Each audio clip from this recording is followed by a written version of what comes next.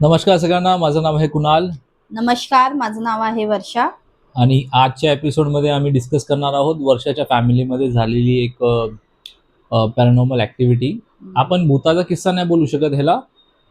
एक अशी एक इन्सिडेंट झालेली जी मी कधी माझ्या लाईफमध्ये ऐकली नव्हती. तर आपण वर्षाकडून ऐकू. अ, माझी एक कझिन बहीण होती. आम्ही 5-6 जणी बहिणी हम्म, आणि आम्ही सेम म्हणजे कॉलेजमध्ये होतो. सेम इयरला होतो. कॉलेज डिफरंट होते आमचे, पण आम्ही सेम इयरला होतो सगळे. आणि तिचं ॲक्च्युली लग्न तिच्या मम्मी पप्पाने फिक्स केलं होतं. एप्रिलमध्ये तिचं लग्न होतं. तर मार्चच्या एंडिंगला आमचं पेपर संपले होते. तर तिचे जे होणारे म्हणजे मिस्टर होते ना, ज्याच्याशी लग्न होणार होतं, ते वाटतं त्या दोघांनी डिसाईड केलं की आपण लास्ट पेपरच्या दिवशी आपण भेटूया असं. तर ते जे तिचं म्हणजे लग्न होणार होतं, तो तिला घ्यायला तिच्या कॉलेजवरती गेला. आता मी कॉलेजचं नाव नाही डिस्क्लोज करू शकत, पण मी XYZ असं कॉलेज बोलते. तर त्या XYZ कॉलेजमध्ये तो तिला घ्यायला गेला लास्ट पेपरच्या दिवशी. तर ते काहीतरी संध्याकाळी 4-4:30 वाजता तो तिला तिथे कॉलेजच्या इथे पोहोचला. आता त्यांनी काय डिसाईड केलं की आपण थोडंसं फिरूया वगैरे. आता लग्न तर होणारच आहे. एक काहीतरी 20-25 दिवसावरच त्यांचं लग्न होतं. तर त्यांनी काय डिसाईड केलं की आपण थोडंसं फिरायचं आणि मग तुला मी घरी नेऊन तुझ्या सोडतो. आता त्या XYZ कॉलेजच्या इथून ज्या मुलाचं घर आहे ते 1 तासावर 1 तास लागतो त्याच्या घरी जायला. तर तो वाटतं तिला त्याच्या घरी घेऊन गेला. आणि जे काही लग्नाचं सामान होतं, जसं तिला मंगळसूत्र घेतलेलं त्यांनी आणि तिला साडी घेतलेली, तिला भरपूर काही सामान त्या लोकांनी घेतलेलं. कारण आता 25 दिवसावर लग्न बोललं तर त्यांचं शॉपिंग वगैरे भरपूर झाली होती. बरोबर. तर मग त्या तो तिला सगळं ते दाखवायला त्याच्या घरी घेऊन गेला. तर ते दाखवलं वगैरे आणि येतानी बाईकवरती येत होते ते दोघं. येतानी काय झालं, सांताक्रूज वेस्टर्न एक्सप्रेस हायवे तिथून त्या लोक येत होती. तिथे येतानी त्या हायवेवरती ती पाठच्या पाठी स्लिप झाली. बाईकवर होते, ती मागे बसलेली आणि ते स्लिप झाली हायवेवरती. ते काहीतरी संध्याकाळचे 6-6:30-7 वाजले असतील असं. टाइम 6:30-7 o'clock काहीतरी झालं असतं. ती स्लिप झाली आणि पाठीनं लॉरी येत होती मोठी, जे नाही का रॉड्स वगैरे घेऊन जातात, मोठे सामान घेऊन जातात लोखंडचे. ती लॉरी येत होती, ती तिच्या वरतून हे झाली, तिच्या अंगावर गेली. तिच्या अंगावरती गेली. ती जशी गेली ती ऑन द स्पॉट ती ऑफ झाली. त्यांनी तिला उचलली आणि हॉस्पिटलमध्ये घेऊन गेला. मग रिलेटिव्सला सगळ्यांना आम्हाला कॉल केला, पण ती ऑलरेडी डेथ होती ती. कारण तिथे तो वाचला कारण त्याला माहितीच नाही ना ही पाठी पडली आहे म्हणून. तो बाईक स्लिप झाली ना? नाही, स्लिप नाही झाली, ती स्लिप झाली पाठी. ती पडली मागे. म्हणजे कोणी खेचल्यासारखं.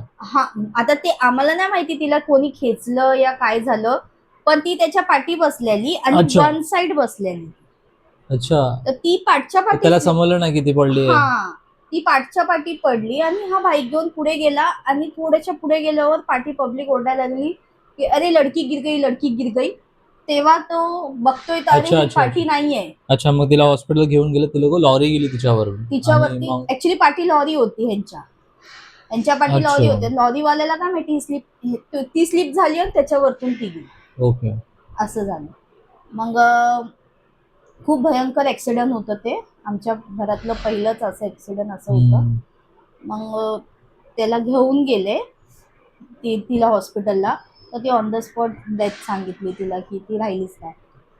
मग ते त्या दिवशी तर तिचं काय म्हणजे सगळ्यांना सांगण्यामध्ये ह्याच्यामध्ये रात्र झाली. नेक्स्ट डे तिचं जे अंतिम संस्कार वगैरे असतात हे करतात ते केलं. शमशानभूमीमध्ये जाऊन सगळं करायचं. स्मशानभूमीमध्ये जाऊन केलं.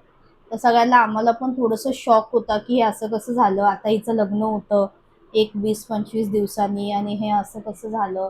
आम्ही सगळे थोडेसे शॉक होतो. आणि ती तिचीच आमच्यासोबतच लहानाची मोठी झाली आणि आम्ही पण एक्सायटेड होतो की हा तिचं लग्न आहे असं तसं हे ते. पण अचानकमध्ये असं झाल्यावरती सगळ्यांना आम्हाला एक बोलतात ना, आम्ही मेंटली एकदम हे झालो, डिस्टर्ब झालो की हे काय झालं. मग नंतर मग ते सगळं तिचं हे केलं, अंतिम विधी तिची केली आणि माझी मम्मीने मला सांगितलं तिचं घर आणि आमचं घर म्हणजे मम्मीच्या इकडचं माहेर माझं ते एक 10 ते 15 मिनिटावर आहे. आता मी लोकेशन नाही शेअर करणार, पण ते 10 ते 15 मिनिटावर आहे. अच्छा. तर तिच्या घरापासून ते माझ्या मम्मीचं पप्पांचं घर तर मग 10-15 मिनिटावर आहे. तर मला माझी मम्मी बोलली तू घरी जा, आंघोळ वगैरे कर. ते तिची अंतिम विधी झाल्यावर तिला स्मशानमध्ये केली वगैरे आणि मग आम्ही घरी आलो. त्यांच्या आधी घरी गेलो. मग तिथे माझ्या मम्मींनी मला सांगितलं की तू घरी जा आणि माझ्यासोबत माझी एक छोटी बहीण आणि एक भाऊ होता. त्या दोघांना घेऊन सांगितलं की तू जा घरी, त्या दोघांना काहीतरी खायला वगैरे द्या. तसं कालपासून कोणी काही खाल्लं नव्हतं. सांगितलं तू जा घरी आणि तू पण आंघोळ वगैरे कर आणि ह्या दोघांना पण हे कर काहीतरी दे म्हणून. तर मी गेली घरी, आम्ही आंघोळ वगैरे केली. तोपर्यंत आले माझी मम्मी पप्पा. ते पण लगेच अर्धा एक तासाने आमच्या पाठीच आले ते पण. मग आम्ही घरी वगैरे सगळे आलो आणि आता सगळे कालपासून ते म्हणजे जे आदल्या दिवशी झालं होतं हे सगळं इन्सिडन्स तिचं, मग ते त्याच्या टेन्शनमध्ये सगळे अशी खाली म्हणजे अशी फरशीवर मी झोपलेली खाली. तर माझं केस अशी मोठी आणि केस वगैरे अशी धुतली होती, आंघोळ केली होती ना, तर अशी मी केस अशी सोडली आणि मी झोपली अशी. तर मला झोपीतच असं वाटलं की लाईट गेलीये रूम मधले. अच्छा. लाईट गेलीये आणि ती जी आहे ना माझी बहीण, ती नेमकं तिथे दरवाजाकडे उभी आहे. म्हणजे मला दिसते, मला असं झोपीत महसूस होतंय की ती तिथे उभी आहे आणि ती माझ्याकडे आली. मला बोलते उठ उठ. मी उठली. तिला बोलते अगं तू इथे कशी काय आली, आम्ही तर तुला तिथे सोडून आलो होतो. तो बोलते हा तेच तर मी बोलते, तुम्ही मला इतक्या अंधारामध्ये तिथे कसं काय सोडून आलात आणि आता मी ती अंधारामध्ये नाही राहणार, तू चल माझ्यासोबत. मी तिला बोलते नाही नाही बाबा मी नाही येणार, तिथे खूप अंधार आहे ना, मी कशी येऊ मग. तर मला बोलते नाही नाही तुला यावं लागेल, तू माझ्यासोबत चल. तर मी तिला सांगते ना, मी आणि तिचा माझा आर्ग्युमेंट होते. म्हणजे मी घाबरून तिला बोलते की मी नाही येऊ शकत. ती बोलते मी तुला घेऊनच जाणार, मला माझ्यासोबत कोण नाहीये तिथे, तुम्ही लोक मला एकटे कसे काय सोडून आले तिथे, असं ती मला सांगते. तर मी एकदम घाबरून अशी कशी तरी उठली आणि बघते तर खरंच लाईट गेली होती. अरे बापरे. ऍक्च्युअल मध्ये लाईट नव्हतीच. मला असं झोपेत महसूस झालं की लाईट नाहीये, पण ते खरंच लाईट नव्हती आणि तुला ती दिसली. पण मला असं वाटलं की मी झोपेत तिच्याशी हे करते, म्हणजे स्वप्नामध्ये ती माझ्या आली.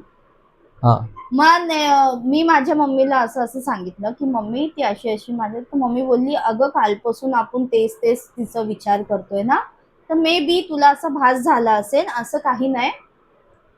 तू थोडस आता हे कर, ते डोक्यातून काढते सगळं असं.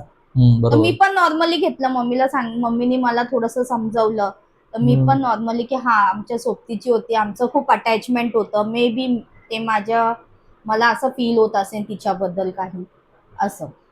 मग नंतर 1-2 दिवस म्हणजे थोडेस म्हणजे तिचं 3 दिवस झाले तिला.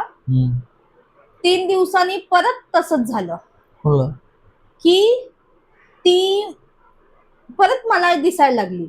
म्हणजे झोपीत नाही. नंतर मग मला अशी साफ दिसली ती, म्हणजे असं दरवाजाकडे दिसली आणि मला बोलते की तुम्ही लोक असं नाही करू शकत माझ्यासोबत, तुम्ही लोक चला माझ्यासोबत, तू चल. तर मी तिला सांगते अगं मी नाही येऊ शकत तुझ्यासोबत, मी तुझ्यासोबत कशी येणार. ती बोलते मला काही नाही माहिती, तुला यावंच लागेल माझ्यासोबत आणि मी तुला घेऊन जाणार, मला एकटीला कशी सोडलीये तुम्ही. माझं लग्न होणार होतं, तुम्ही एकटीला कशी सोडली, मला एकटीला सोडून कसे आलेत तुम्ही लोक इथे सगळे.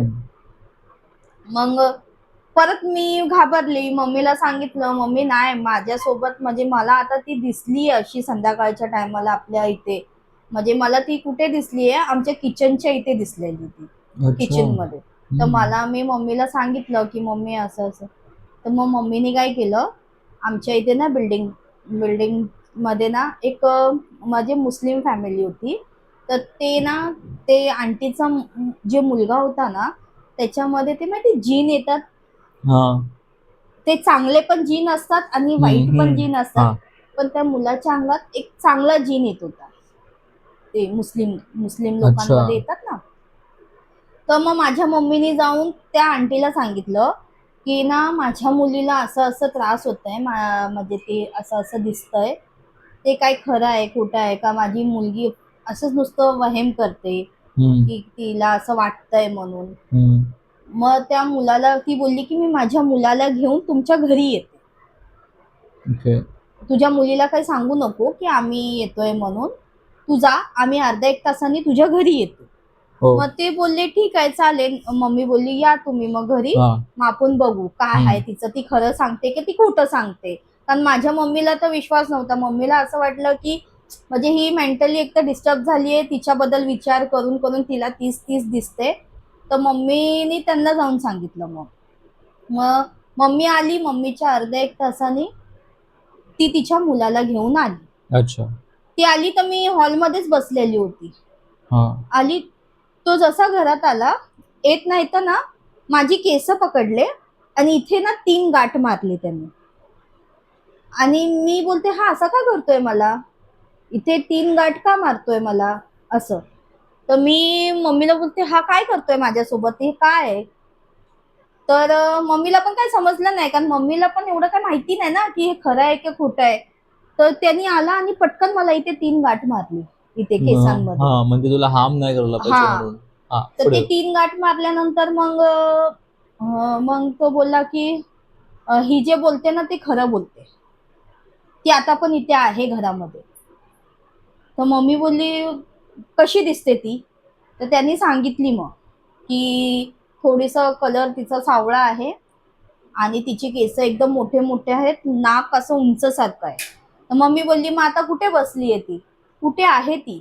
तर त्यांनी सांगितलं की मला घाबरून ती किचन मध्ये गेलीये, किचनच्या फ्रीजच्या इथे बसली आहे म्हणून, कोण्यामध्ये.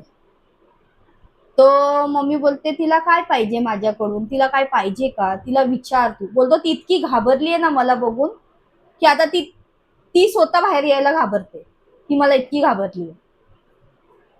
तर मम्मी बोलली की तू विचार, म्हणजे तुम्ही विचारा तिला काय हवं आहे का माझ्याकडून, काय राहिलं असेल तर मी देते तिला काय. व त्यांनी विचारलं तिला की तुला काय हवं आहे का, पण ती इतकी घाबरलेली होती, तो बोलतो की ती काहीच बोलायला तयार नाही, काहीच नाही. मग त्यांनी अर्धा एक तास ते काय त्यांचे कलमा वगैरे असतात ना ते मुस्लिम्स लोकांचे, ते सगळं तो बोलायला लागला एकदम जोरजोरात, हे ते असं तसं. मग नंतर तो बोलला की तुम्ही काय करा, तिचं लग्न होणार होतं का. तर मम्मी बोलली हो तिचं लग्न होतं आता ह्या महिन्यातच, 20-25 दिवस बाकी होते लग्नाला, तिचं असं झालं. तर मग त्यांनी सांगितलं की ना तुम्ही एक काम करा की तिला ना म्हणजे जे सुहागनचं शिंगार असतो ना ते हवंय, तुम्ही देणार का तिला. तर मम्मी बोलली हो मी देईन, पण तुम्ही हे सगळं ना तिला सांगा की नका घाबरू मुलींना किंवा काय.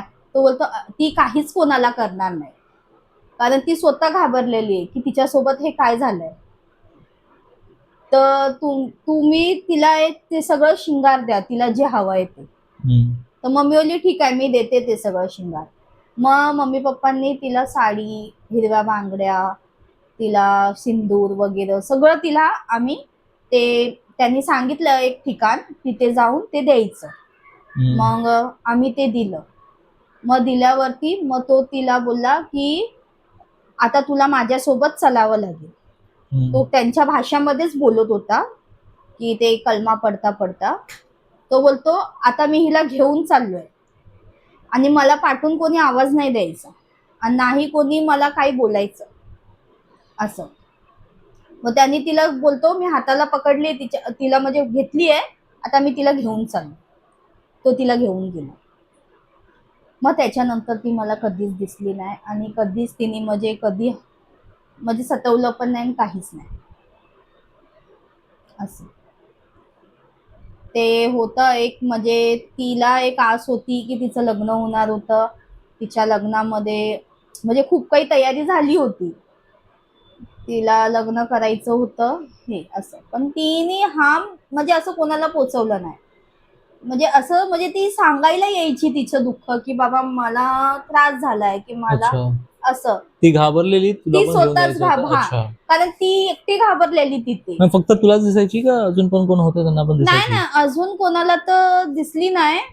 पण असं बोलतात की अजून पण बहिणींना म्हणजे तिने स्वप्नामध्ये जाऊन तिने हे केलं की माझ्यासोबत तुम्ही पण चला म्हणून. अच्छा, म्हणजे त्यांना पण सांगितलंय त्यांच्या हा, स्वप्नात फक्त जाऊन ती की चला बोलायची की मला त्रास हो म्हणजे मी एकटी नाही राहू शकत तिथे.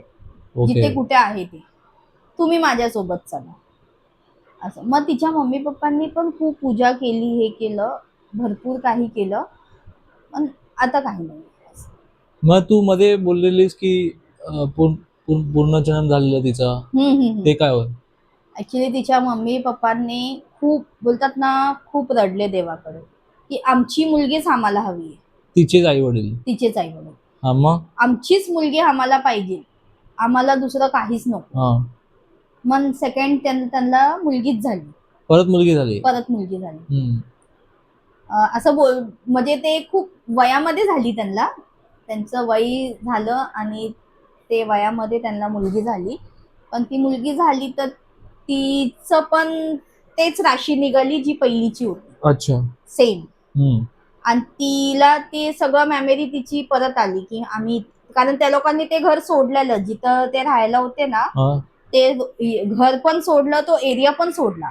अच्छा. पण जेव्हा केव्हा तेव्हा त्या एरियामधून ते जायचे ना ऑटोने, रिक्षाने वगैरे, तर त्यांना ती मुलगी बोलायची पहिला आपण इथे राहायला होतो ना, आपलं इथे घर होतं ना, माझं असं असं झालं, म्हणजे ती तिला माहितीये कारण ती परत आली ती. हा, परत आली. पण ती कधी बोलायला लागली जेव्हा मुलं 3-3.5 वर्षामध्ये बोलतात ना, स्पष्ट म्हणजे बोलतात. तिला कोणी सांगितलं नव्हतं की तुझी नाही, पहिली बहीण होती? 3-3.5 वर्षाच्या मुलाला आई कशी सांगणार की अरे तुझी बहीण बापरे. गेलीये म्हणून? नाही सांगू शकत ना. तर 3-3.5 वर्षाची मुलगी ती सगळं सांगायची की तिच्यासोबत काय झालं. तिने सांगितलं त्यांनी मला काहीच केलं नाही, तोच म्हणजे मला घेऊन घरीच येत होता, पण मी स्लिप झाली पाठच्या पाठी. ओके, म्हणजे तिला सगळं माहितीये की मी कशी हा मेली? हा, कारण त्यांनी काहीच नाही केलं. तो नॉर्मली तिला घरीच सोडायला येत होता. पण मी सटकली. ती बोलते की मी स्लिप झाली पाठी. मे बी साडी वगैरे घातलं असेल, ते पल्लू ड्रेस फसतो ना? मे बी ड्रेस तिने ड्रेस हा, दुपट्टा घातलेला, वगैरे फसला असेल. काहीतरी झालं आणि ती स्लिप झाली. हा, तर हा एक रिअल इन्सिडन्स होता आणि रिअल म्हणजे आमच्या घरातली सत्य घटना आहे ही. अरे बापरे. असं. पण तिने कधी म्हणजे कोणाला असं हे नाही केलं की मला सतवायचं काम किंवा पण देवाने घाबरवायचं. तिच्या आई वडिलांचं ऐकलं आणि ऐकलं. तिला परत दिलं, हे एक परत चांगली गोष्ट हा, झाली. ती पण तिथे बोलतात म्हणजे ती आई म्हणणारी देवाला खूप भांडायची की मला माझीच मुलगी हवी.